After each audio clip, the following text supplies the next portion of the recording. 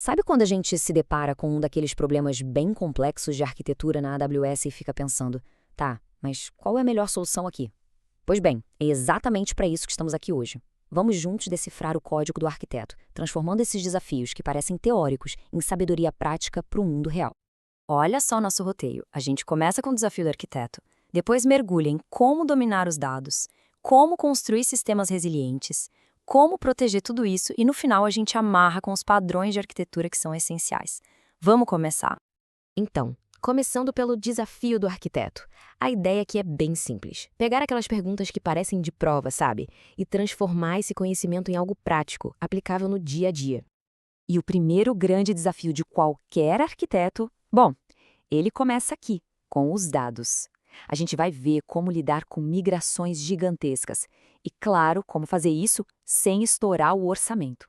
Imagina só esse cenário: 700 terabytes de dados e o prazo para mover tudo isso para a nuvem. Apenas um mês.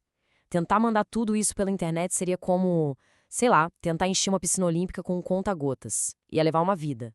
Então, como é que você resolve isso? A resposta é não usar a internet para essa carga inicial. Pensa no AWS Snowball como se fosse literalmente um caminhão de dados. A AWS manda um dispositivo físico super seguro, aí você carrega seus 700 terabytes nele e manda de volta. Para essa escala de dados, não tem jeito. É a forma mais rápida e eficiente de mover uma montanha de dados. E para entender por que o Snowball é a escolha certa, a diferença é bem clara. Serviços como o DataSync são ótimos para ficar sincronizando dados continuamente, sabe? Um pouquinho aqui, um pouquinho ali, mas para uma transferência inicial única e gigantesca como essa, o Snowball é simplesmente imbatível. É a ferramenta certa para o tamanho do trabalho. Agora, vamos falar de grana. Imagina arquivos no EFS. No primeiro mês, todo mundo acessa o tempo todo. Depois, quase ninguém. Por que continuar pagando o preço mais caro por dados que estão lá parados, só esfriando? Como é que a gente otimiza isso? Olha, a solução é super elegante e o melhor de tudo é automática. Assim como a gente faz no S3, o EFS também permite criar uma política de ciclo de vida. Com uma regrinha simples, a gente diz, olha, depois de 30 dias sem ninguém mexer, pode mover esses arquivos para a camada mais barata, a de acesso infrequente. Pronto, o sistema economiza para a gente.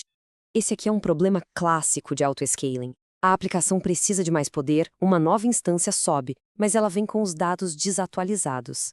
Se cada máquina tem sua própria cópia dos arquivos, como é que a gente garante que todas elas, sem exceção, vejam sempre a versão mais recente na mesma hora? A diferença aqui é fundamental.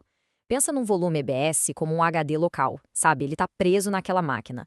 Já o EFS é como uma pasta compartilhada na rede. Todas as instâncias, não importa se acabaram de ser criadas, se conectam nesse mesmo lugar. E o resultado? Atualizações instantâneas e consistência total. Ok, então os dados estão no lugar certo, com custo otimizado. Mas e as aplicações que usam esses dados? Elas são robustas o suficiente? Isso nos leva direto para o nosso segundo desafio, arquitetar para resiliência. O desafio agora é orquestração. Imagina que, toda vez que um arquivo novo chega no S3, 3 coisas completamente diferentes precisam acontecer ao mesmo tempo, sem que uma dependa da outra. Como é que se constrói um sistema que lida com isso de um jeito elegante e que possa crescer? A solução é um padrão clássico e muito poderoso, o famoso fan-out. Funciona assim. O S3 manda uma única notificação para o SNS. O SNS age como um grande distribuidor, enviando essa mesma mensagem para 3 filas SQS diferentes. Cada aplicação tem sua própria fila. E o que a gente ganha com isso? Processamento totalmente paralelo e desacoplado. Se uma das aplicações falhar, as outras continuam funcionando normalmente. Isso é resiliência na prática. Agora, vamos para a rede. Nem todo o tráfego na internet é igual. Para um jogo online, por exemplo, velocidade é tudo. Ele usa um protocolo chamado UDP, que é super rápido justamente porque ele não fica verificando se cada pacotinho chegou direitinho. E isso muda completamente o jogo na hora de escolher um load balancer. Qual é o ideal para esse tipo de tráfego? A resposta está na camada em que cada um opera. O Application Load Balancer, o ALB, trabalha na camada 7. Ele é super inteligente com tráfego web, HTTP e tudo mais. Mas o Network Load Balancer, o NLB, está na camada 4. Ele é pura velocidade bruta. Ele lida com os protocolos de transporte como o TCP e o nosso UDP. Para a performance absurda que um jogo UDP exige, o NLB é, sem dúvida, a escolha certa. Um sistema resiliente é incrível, mas um sistema seguro é absolutamente essencial. E isso nos traz ao nosso terceiro grande desafio: proteger o perímetro da nuvem, cuidando dos nossos dados, credenciais e de todo o resto. Esse é um dos erros de segurança mais clássicos e perigosos que existem: deixar senhas e chaves direto no código, o tal do hard coding. É uma péssima ideia, porque se o código vaza, as credenciais do banco de dados vazam junto. A solução ideal tem que tirar esses segredos do código e, de preferência, cuidar deles sozinha. Olha, embora os dois serviços guardem segredos, o Secrets Manager tem um verdadeiro superpoder: a rotação automática de credenciais. É como ter um sistema que não só guarda a chave do cofre, mas que também troca a fechadura pra gente, automaticamente, a cada semana. Ele se conecta no banco de dados e troca a senha, elevando a segurança para um outro patamar. Aqui o desafio é garantir que o conteúdo privado seja acessado só pelo caminho que a gente quer, que é o CloudFront. Nada de acesso direto. Se alguém descobrir a URL do S3 e tentar acessar, tem que dar de cara na porta. A solução para isso tem nome: Origin Access Identity, ou OI. Pensa no OI como se fosse um usuário especial, um crachá de identificação do CloudFront.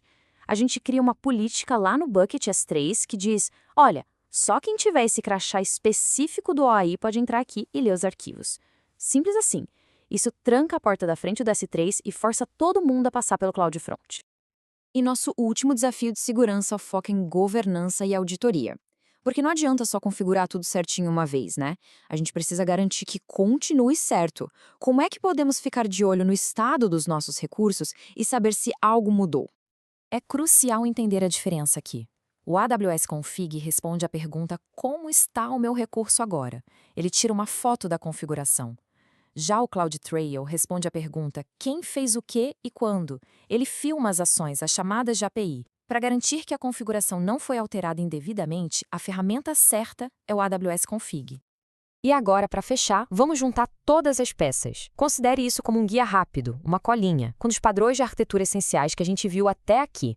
Então vamos lá, um resumo rápido. Se o problema é migração massiva de dados, a resposta é Snowball. Se precisa de dados compartilhados em auto-scaling, EFS. Se o caso é processamento paralelo de eventos, o padrão é SMS com SQS. Tráfego de jogo UDP, Network Load Balancer. Senhas de banco de dados com rotação automática, com certeza Secrets Manager. E para proteger a origem do S3 para o CloudFront, a solução é o OAI.